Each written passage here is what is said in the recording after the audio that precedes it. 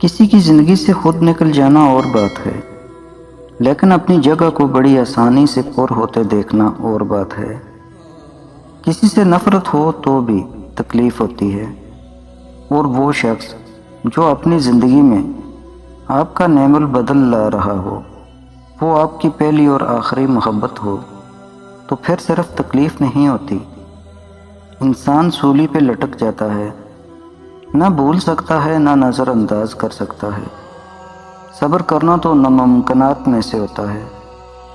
آنسو آنکھ سے نکل کر گال پر بہہ جائیں تو مطلب آپ کو تکلیف ہوئی ہے، لیکن آنسو آنکھ سے ہوتے ہوئے حلق میں اٹک جائیں تو یقیناً کہیں اندر کچھ ٹوٹا ہے۔